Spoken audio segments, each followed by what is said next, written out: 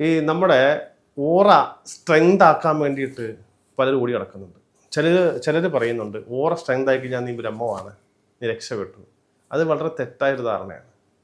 ഈ ഓറ സ്ട്രെങ്ത് കുറവും എങ്ങനെയാണെന്നാണ് നമ്മൾ ചിന്തിക്കേണ്ടത്.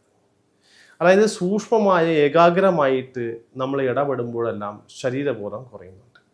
ശരീരബോധം കൂടുമ്പോൾ നമ്മുടെ പ്രാണശക്തി കുറയുകയാണ് ചെയ്യുന്നത്. അത് ഭൗതികത്തിൽ ഇടപെടുമ്പോൾ നമ്മുടെ ബോധം സ്പ്രെഡ് ആവുകയാണ് ചെയ്യുന്നത്.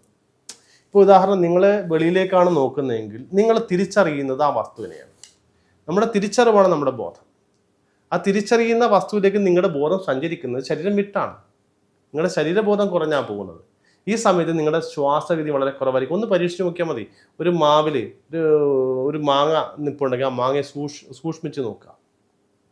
ആ മാങ്ങയെ സൂക്ഷ്മമായിട്ട് നിങ്ങൾ നോക്കുകയാണെങ്കിൽ നിങ്ങളുടെ ശ്വാസം എടുക്കാൻ മറന്നു പോകുന്നതാണ്. ശ്വാസത്തിൻ്റെ വേഗത കുറയുന്നതാണ്. എന്തുകൊണ്ടാണ്? നിങ്ങളുടെ ഉള്ളിൽ സബ് കോൺഷ്യസ് മൈൻഡ് ഇരിക്കുന്നത് നിങ്ങൾ വെളിയിലേക്കാണ് നോക്കുന്നത്. വെളിയിലേക്ക് നോക്കുമ്പോൾ എന്ത് സംഭവിക്കുന്നു?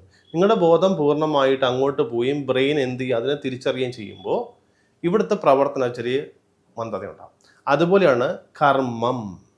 ഇതുമായി ബന്ധപ്പെട്ട, അത് മറ്റ് വ്യക്തികളുടെ കാത്, കണ്ണ്, മൂക്ക് തുടങ്ങിയ കാര്യങ്ങളായിട്ട് ബന്ധപ്പെട്ട, അല്ലെങ്കിൽ ത്വക്കുമായിട്ട് ബന്ധപ്പെട്ട വ്യക്തികളുടെ ചിന്തകളിലേക്ക് പോകുമ്പോൾ വെളിയിൽ വ്യാപരിക്കുന്നതിന് തുല്യമാണ്. അതായത് നമ്മൾ സീനറി കാണത്തില്ലേ, അതുപോലെ വെളിയിൽ വ്യാപനം തുല്യമാണ്. അപ്പോൾ അത്തരം കാര്യങ്ങളിലേക്ക് വ്യാപരിക്കുമ്പോൾ നിങ്ങളുടെ ശക്തി ശരിക്കും സ്പ്രെഡ് ആവുകയാണ് ചെയ്യുന്നത്. ആ വ്യക്തിയിൽ കണക്ട് ചെയ്തിരിക്കണം. ആ വ്യക്തി കാണണമെന്നില്ല. പിന്നെ ഓൾറെഡി നിങ്ങളുടെ ബോധം ആ വ്യക്തിയിൽ കണക്റ്റഡ് ആണ്. അതാണ് ടെലിപ്പതി നടക്കുന്നില്ല. ടെലിപ്പതി ഞാൻ നനച്ചിരിക്കുന്ന സമയത്ത് അത് കോൾ ചെയ്തു, അപ്പോൾ നിങ്ങളുടെ ബോധം അവിടെ കണക്റ്റഡ് ആണ്. അപ്പം നിങ്ങളുടെ ശക്തി കുറവായിരിക്കും ഈ സമയം. നിങ്ങളുടെ ശരീരബോധത്തിൽ ഇരുന്നു കൊണ്ടാണ് വെളിയിലേക്ക് വ്യാപരിക്കുന്നത്. ഇനി ഏതെങ്കിലും മന്ത്രം ജപിക്കുമ്പോഴോ അല്ലെങ്കിൽ സൂക്ഷ്മമായിട്ട് ഏതെങ്കിലും ധ്യാനം ചെയ്യുമ്പോഴോ ഓറ ഹൈ ആവുന്നതായിട്ട് പറയുന്നു. എന്തുകൊണ്ടാണ്? നിങ്ങൾ ശരീരബോധത്തിൽ നിന്ന് വിട്ട് ഏതെങ്കിലും ഒരു വസ്തുവിലേക്ക് കണ്ണടച്ച് പോകുമ്പോൾ, ആ ഒരു വസ്തുവിലേക്ക് നിങ്ങൾ പോകുമ്പോൾ നിങ്ങളുടെ ഓറ സ്ട്രെങ്ത് ആവും.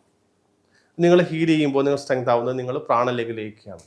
അപ്പോൾ ഏകാഗ്രമാകുമ്പോൾ നിങ്ങൾ എവിടെയാണ് ഏകാഗ്രം മന്ത്രം ജപിക്കുന്നു, അല്ലെങ്കിൽ ആ ആത്മീയമായി ബന്ധപ്പെട്ട ബഹുമാനമായിട്ട് ബന്ധപ്പെട്ട ഭൗതികമല്ലാത്ത ഒരു വസ്തുവിൽ നിങ്ങൾ ലയിക്കുമ്പോൾ നമ്മൾ രണ്ടാണ്, ഒന്ന് ശരീരവും ഒന്ന് ആത്മീയത്വം. അപ്പോൾ ശരീരബോധം കുറഞ്ഞത് വെളിയിലോട്ടല്ല പോയേക്കണേ, നിങ്ങളുടെ ആത്മീയതത്വത്തിലോട്ട്. അപ്പോൾ ഓറ സ്ട്രെങ്ത് ആവുന്നതാണ്. വീണ്ടും നിങ്ങളുടെ ചിന്തകൾ വന്നിട്ട് വെളിയിലേക്ക് വ്യാപരിക്കുക, ഓറ കുറയും. അപ്പോൾ നമ്മൾ എന്താ ചെയ്യേണ്ടത്? അപ്പോൾ ഈ രണ്ട് തത്വങ്ങളിൽ നിങ്ങൾ അങ്ങോട്ടും ഇങ്ങോട്ടും കൂട് മാറുന്നത് കൊണ്ടാണ് ഉണ്ടാകുന്ന വ്യത്യാസമാണ് ഓറയുടെ ചേഞ്ചസ്. സ്ഥിരമായിട്ട് ഏതെങ്കിലും അത്തരത്തിലുള്ള മെഡിറ്റേഷൻ ചെയ്യുമ്പോൾ എന്ത് സംഭവിക്കും? നിങ്ങളുടെ ഓറ സ്ട്രെങ്ത് ആയി തന്നിരിക്കും. പക്ഷേ നിങ്ങൾ എവിടെയാണ്? നിങ്ങളുടെ ശരീരബോധത്തിലാണ് എന്നാണ് അവിടെ പറയുന്നത്. ഞാൻ പറഞ്ഞു 2 തത്വം 3 തത്വം ഉണ്ട്. അതിൽ ഭൂമി തത്വം ആകാശ തത്വം ഉണ്ട്. ഭൂമി തത്വത്തിന് സ്ട്രെങ്ത് ആവാം.